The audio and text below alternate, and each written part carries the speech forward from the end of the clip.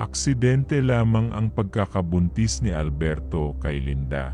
Nagkakilala silang dalawa nang dumayo ang binata sa probinsya ni Linda. Ang dapat sana'y isang linggong bakasyon ay tumagal ng 1 buwan, hanggang sa tuluyan nang naghanap ng permanenteng tirahan at trabaho roon si Alberto. Ang akala pa niya ay kagagalitan siya ng pamilya ng dalaga.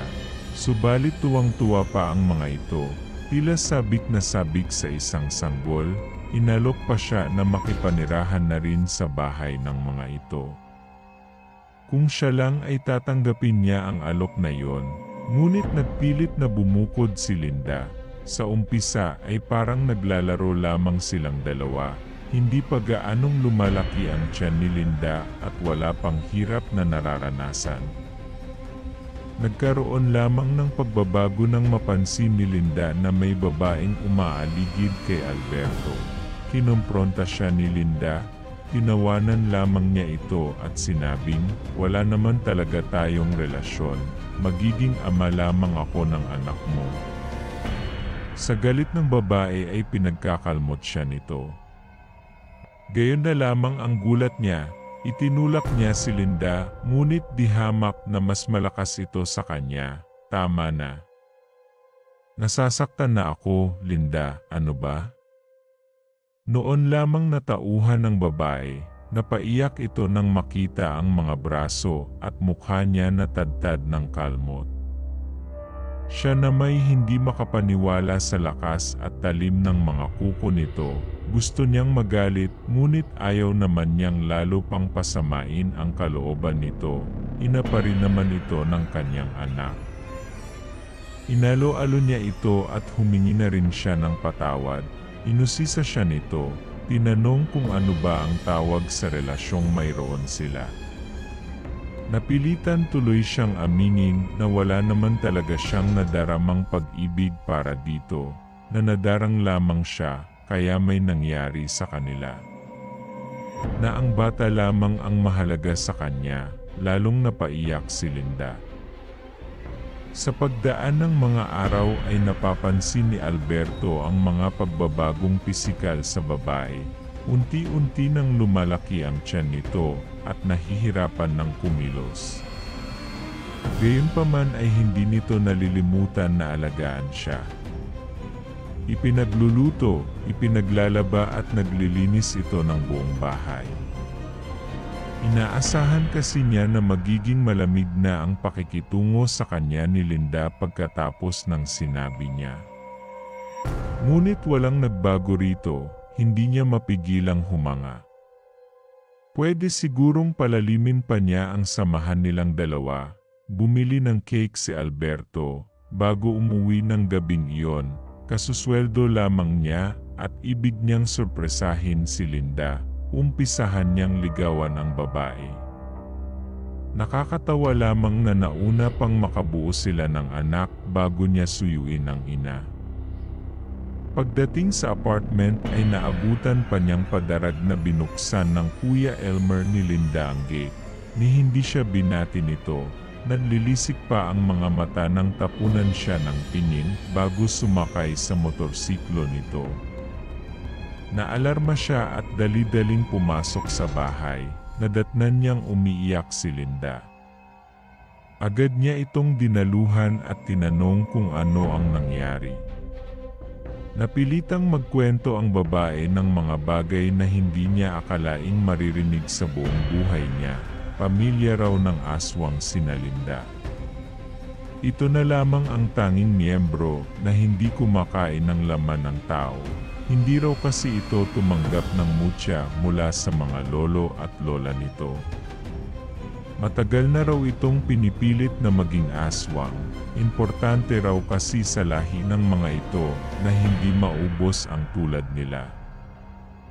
Kaya namang tuwang-tuwa ang mga magulang nito nang malamang nagbubuntis ito. Pandagdag daw kasi sa angkan ng mga ito ang batang dinadala. Kaya pala pinili nitong humiwalay ng tirahan ay upang maprotektahan din siya. Kung makikisama raw kasi sila sa mga magulang nito, ay siguradong pakakainin siya ng mutya upang maging aswang din. Alberto, ayokong maging aswang, gusto ko ng normal na pamumuhay. Si baby, kukunin nila si baby oras na makapanganak ako at gagawin nilang aswang. Umiiyak nitong sabi. Hindi na nag-isip pa si Alberto. Agad-agad ay inempake niya ang kanilang mahahalagang gamit. Ilalayo kita rito, hindi ako papayag na may gawin sila sa inyong mag-ina ko, Anya. 7 buwan na ang tiyan ni Linda. Alam ni Alberto na hindi na praktikal ang magbiyahe sila ng malayuan, ngunit iyon lamang ang tanging paraan upang mailayo niya ang kanyang pamilya sa panganib. Hindi niya alam kung ano ang kayang gawin ng pamilya ni Linda, ngunit alam niyang hindi siya sasantuhin ng mga aswang. Saan naman tayo pupunta? Tanong ni Linda. Nooy sakay sila ng kotse niya at walang tiyak na pupuntahan. Bahala na, tugon niya. Masusundan nila tayo kahit saan, paalala pa nito, lalo siyang nadismaya. Kahit magpalipat-lipat tayo parati, basta mailayo ko kayo. Hindi naging madali para sa kanila ang lahat, hindi sila tinatantanan ng pamilya ni Linda. Noong una ay panay text at tawag ang mga ito, ngunit nang lumaon ay nakakaramdam na sila ng mga kaluskos sa paligid tuwing gabi. Nasusundan niya sila kahit nasaan sila. Nawalan na ng trabaho si Alberto. Hindi siya makapirmi sa iisang lugar, kaya wala siyang permanenteng mapasukan. Naipagbili na rin niya ang ilan niyang mga gamit upang matustusan ang tuloy-tuloy nilang paglalakbay. Dumating na sa puntong ultimo ang kotse na kanilang gamit ay ibinenta na rin niya. Sorry, Lord, nadamay ka pa, ani Linda habang sakay sila sa bus. Ngumiti lamang si Alberto at niyakap ang babae. Basta para sa inyo ng magiging anak natin. Kahit ano gagawin ko. Pwede mo naman akong iwan na, alam kong nahihirapan ka na. Ano bang sinasabi mo? Oras na makapanganak ka, magpapakasal na tayo. Hindi ko kayo pababayaan, hindi ko kayo iiwan. Napaluhan na lang si Linda sa sinabi niya. Totoo yon, malampasan lamang nila ang lahat ng ito, ay papakasalan na niya si Linda, mangingibang bansa sila. Napakarami niyang plano para sa kanyang mag-ina. Nasasabik na nga siyang makita ang kanilang anak. Inabot sila ng dilim sa isang resort, kaya nagpasya silang doon na lamang magpalipas ng magdamag. Nagrenta sila ng isang cottage malapit sa dagat. Ayon kasi kay Linda ay hindi nakakalapit sa tubig alat ang mga aswang. Nagising si Alberto sa impit na tili ni Linda. Nang lingunin niya ang pwesto nito sa kama ay wala na roon ang babae. Nawala ang kanyang antok at napabalikwas ng bangon, Linda. Lumabas siya at naabutan pa niya na nakikipagbuno ang babae sa isang malaking lalaki. Naririnig niya ang mga tili nito, ngunit tila napakalayo ng pinagmumulan noon.